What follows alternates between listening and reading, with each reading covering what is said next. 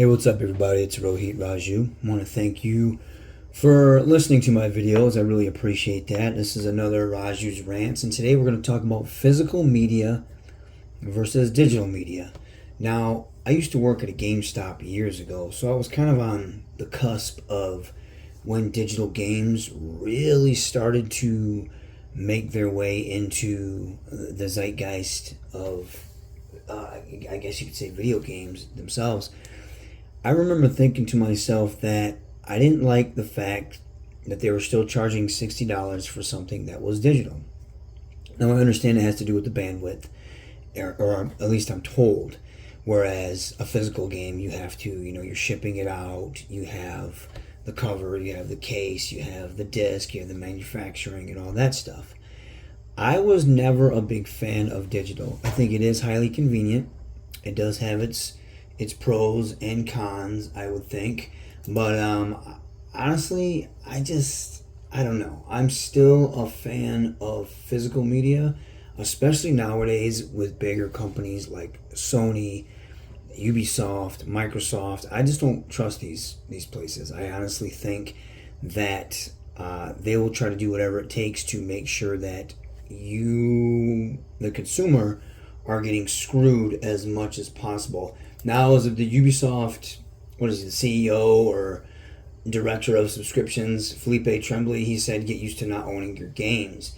Now, maybe they got taken out of context or not, but I really think that they want to get rid of physical because they don't make as much money, I would believe, on that. And they also pretty much control if you own it or not. It's like when you get a free game from Sony and they control the license, right? No, I get it. I mean, it's a free game, so you don't really own it or anything of that nature. But I can see them doing that with games that you purchase. I think Sony did something not too long ago when they lost the rights to Discovery, and anyone that had purchased like anything from Discovery lost all that. Now, I do think they did something to rectify that situation, but they were just going to do it, and until people complain, they were like, "Oh, we better do something about it." I see that happening a lot. I don't think $60, you should be paying $60, $70 for a digital copy. That's just me, but I understand people say, well, you're paying for the bandwidth. I get it. I knew when I worked at GameStop, the big companies, they did not like the fact that we were doing used games because that meant they weren't getting anything. And nowadays you see these big box stores or the brick and mortar stores, they are suffering because you can buy digital off of Amazon.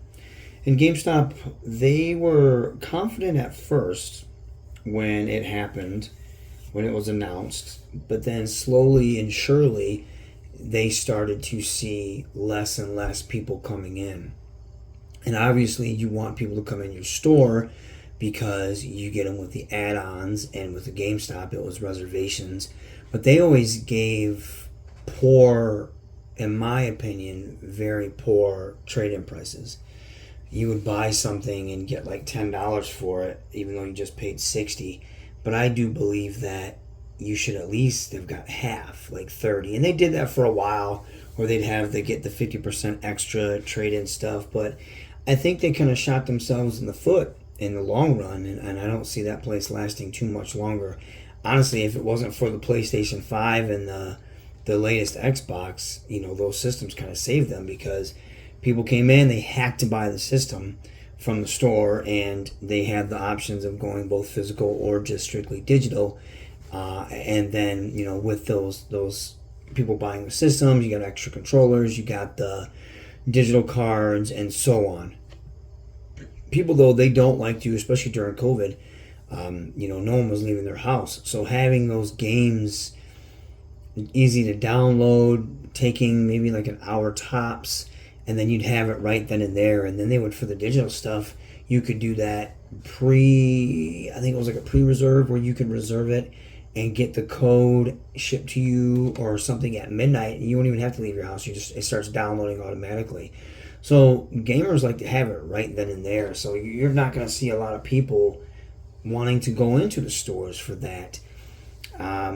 And then, the reservation bonuses were pretty lame after a while. there wasn't anything really like good, and maybe it's just some skins, but the skins didn't do anything if they didn't have any type of like stat to help the character or maybe help your team or whatever. There was just no incentive to get people in the store. Now, for me, I like physical because I like to have it, but also I like to trade it in. I like to be able to let people borrow it. I like to sell it. I like to do stuff like that, and I'm just a fan of physical games. I don't buy too much digital unless there's something like a really good sale going on. But I'll go to the mom and pop shops. And last I checked, and I could be wrong on this, but a lot of AAA titles, they're still $60, even if they're like 5 years old or maybe a little bit less. But they were still $60, and you could go to like a mom and pop shop and get it for like $30, $40. So I would honestly, that's one of the reasons there. They still charge a ridiculous price for a lot of that, and it's not worth that much, not anymore. I'm not a big fan of that, and I think with digital, the companies they have full control. And I know there's laws and rules that get implemented, but money talks, and they have full control, and I'm not a fan of that. There's a lot of stuff because of somebody doesn't have the rights to it or it's caught up in some legal mumbo jumbo, especially with movies and shows. There's a lot of stuff that you can't stream, and you might not even be able to buy it physically. You might have to, because they don't sell it new. You're gonna have to find it used somewhere. Or there's just stuff that if you have it, you have it, because you can't find it because someone doesn't own it, someone's not allowed to stream it. And I do think even the streaming stuff has got kind of out of hand. It used to be that was the alternative for cable, because cable was so expensive. You had your internet and then the cable, and it was like around $200, and then that's not even counting premium channels. And then streaming started to come out, and Netflix, if you remember when it first started, it was a mailing service, and I was there again working retail as a kid, and I'm like, man, this stuff isn't gonna fly. Who wants to have to rent DVDs and get them mailed to you? Like, if I want, I'll just go to a rental place and rent it. But obviously that changed, and they struck gold with digital. And then it was really good there for a minute, because you only have like maybe 3 or 4 streaming services, and then everybody got involved in it. And then you could only watch this show or this movie if you had this streaming service. And then next thing you know, you're paying like $10-15 for all of these things, and you're paying just as much as you did when you paid for cable, and you're right back in that situation. And now they've upped it even more to where, like, oh, you know what, we're going to do ads now. If you don't want ads, you have to pay this much for it. YouTube's the same way, and I get it, everybody has to make their money, but you can't tell me they're not making enough money. You can't. You honestly just can't. And to me, and it could be tinfoil hat type stuff, I just see it giving corporations who are greedy as hell and don't give a rat's ass about you. I just view it as them having more control and being able to milk it if they have to get more money. And I'm just not a fan of that. I don't think that's a cool thing. It's like going back to what that guy said, get used to not owning your games. I think because that's what they want to do. They don't want you to own your games. They want you to be able to rent it, because they want you to continue to pay that money. And because they don't give a shit about, you, the consumer, in that way. They just want your money. And I always said, if video games ever go out of style, it's not because they got bad, it's because they got greedy. And I truly believe that. Look at all the games that come out nowadays where it's half-assed, completed, and then what used to be included in the game or an unlockable is now another $20, $30 add-on. Or they might have these microtransactions where you can't unlock said character, you have to buy it. You can't unlock said level, you have to buy it. And that used to be a fun part of the game. World Combat, the more you progress, the more you unlock, stuff like that. That was always fun. Street Fighter, unlocking different outfits and stuff like that. But all that went away because, in my eyes, these companies are just getting greedier and greedier and greedier. And especially, it blows my mind when you're not putting out good stuff, or you're putting out stuff like Madden where it's the same damn game every single year. And then, I blame the consumer on that one because they continue to buy it. If you hurt them where their heart is, which is money, that's, hit them in the wallet, then they're going to have to change. Then they're going to change some things around, unless they do what like EA did, and when 2K had a 2K football and basketball, and they were selling it for only $20, and so EA threw their money at the NFL, tried to do the same thing with the NBA, and was like, hey, we'll buy this, the exclusivity rights, and they did. But that's a whole different story. But my point is, these corporations are greedy. I don't trust them. But you do have stuff, as far as some of the pros for digital is that it's easy to access. They say the prices are more affordable, but I think if you find a mom and pop shop, that's not the case.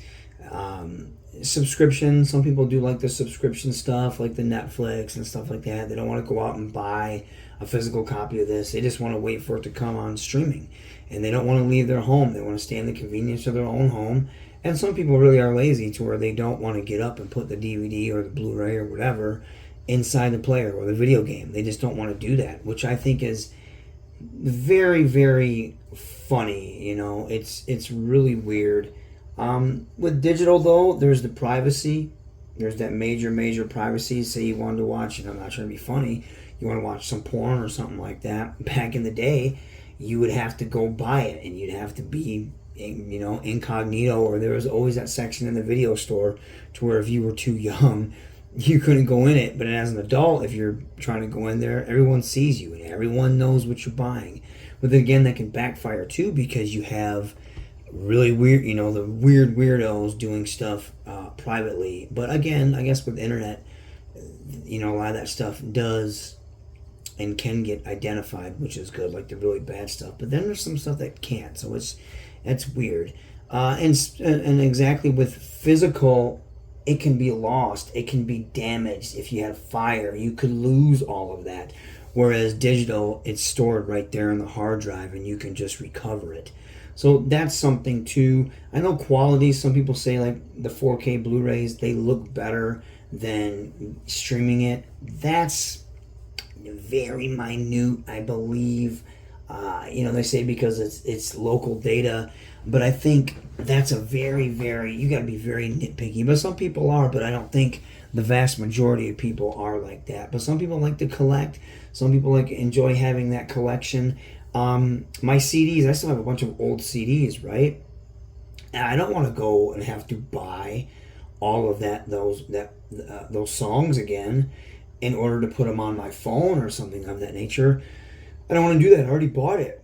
I should be able to keep it. Now the problem is, like my computer, I don't ever really use it, but so my drive is busted. So now I have to, used to be able to download stuff on YouTube. Can't do that anymore because, to my knowledge at least, you can leave that in the comments if there is an app that you can download stuff for free, but there used to be. And I used to download a bunch of songs from there.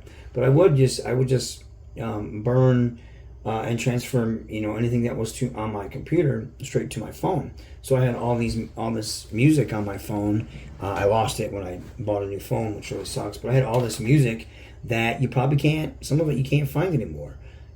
Some of it may not be streaming, again, because of rights and stuff of that nature. Or I bought a lot of imported soundtracks back in the day. You might be able to find that maybe sometimes when I look for it, like on maybe like Spotify or something, I'm not really finding it. But then again, you're going to have to pay to re-download all that stuff, where my CDs, I already have it. And obviously that's a pain in the butt, having to go through every single one and put the music onto your phone. But I mean, I guess it's, few and far between. You're going to pay for it, or you're not going to pay for it. I prefer and enjoy when I have a collections of my songs that I already like. And yes, you can go through Spotify and do that, but what if I'm on a plane? What if I'm on a plane and the Wi-Fi isn't available, or I have a plane, or I'm at somewhere where there isn't Wi-Fi or good reception, and I can't use what's on my phone as far as streaming. When I'm at the gym, sometimes my service is in and out, so I have to rely on what's already on my phone. So that's a big thing to me. But my biggest thing, I do think digital is cool. I know a lot of people that like it, but there's stuff like you just can't get for the longest time. Godzilla stuff. I don't know if it's still like this, but there's a lot of Godzilla stuff you couldn't get. I'm a fan of Hong Kong cinema. There's a shit ton of Hong Kong cinema that I cannot stream because nobody has the rights to it. So there's a lot of John Woo stuff, old school John Woo stuff that you can't stream because it's caught up in like legal mumbo jumbo. Luckily, I still have like my DVDs somewhere. I still have VHS tapes, old wrestling, unedited stuff, the Star Wars original trilogy. George Lucas never put that out on Blu-ray. He just put his version. I enjoy the unedited stuff because that's nostalgia for me. So I'd have to get a bootleg Blu-ray DVD of that. In as far as I know, George Lucas never gave the okay to put that on DVD. So, or at least Blu-ray. You have the OT on DVD, but it was never on Blu-ray. And then I remember one of the first Blu-ray collections of Star Wars had it, but it wasn't in high def or something like that. So it was just like, it was kind of like a jab in the gut type thing. But there's a lot of situations like that. But my main thing is, I think the digital stuff, the more I see what's happening with movies and video games and TV shows, the greedier these corporations get. I don't trust digital because I think in the long run, you throw enough money at a problem, it's going to go away or you're going to get your way. I do feel like these corporations are going to find a way to monopolize what you own, or what you own as in quotation marks, and you're not really going to own anything. And then if you want something, you're going to have to pay extra to get it. Because I think they're greedy, and they're just going to want to get every little cent from you. And I don't agree with that. I think physical is the way to go on something that you really, really enjoy. And so it's, God willing, you don't lose it and break it or have a fire or anything of that nature or a flood. But God willing that you keep it even after, maybe someone loses the rights to it or they're no longer streaming it or you have to pay extra for it. I believe in that. I believe in having that physical media. So, at least for a lot of things, especially nowadays. So what do you guys think? What do you, and I know there's a lot of points that I missed. I put, notes on my computer here and like to go to it. And, I like to see a lot of things.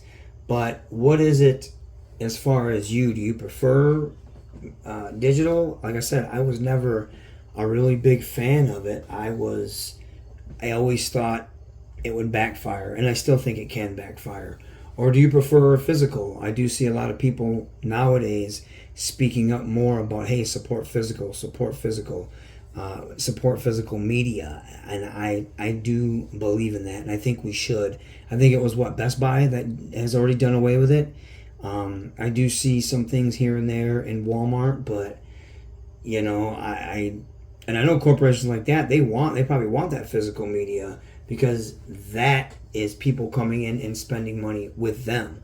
That's people coming in and buying add-ons, or maybe, remember the strategy guides? People used to buy strategy guides all the time until the internet started putting everything, you don't need them anymore. That's like a lost art, which sucks. And one of my good friends, he's playing nothing but old school stuff because he doesn't believe in, and this kind of goes into a different conversation, but he's buying nothing but old school stuff. And a lot of that stuff you can't stream. Or if you do, it's still very expensive to where he can go pay $10 and get the physical copy for it. And he's seeing this, and he's doing this because he sees where modern day video game companies are going and how greedy they are and how shitty some of the product and unfinished it is that they're putting out. So there's lots of things pointing to why we should have physical media, at least still strong in some aspects, but I do feel like it's dying out. But I believe in it. Hopefully, we can continue to do it. I know it's dying out, but I just don't trust these corporations. I think they're greedy as hell, and I honestly think they will do whatever they can to make sure they fuck us over. So that's just me. Could be some paranoia, but I honestly believe that. What do you like? Do you like digital? Do you like physical media? Sound off in the comments and let me know why. Take care.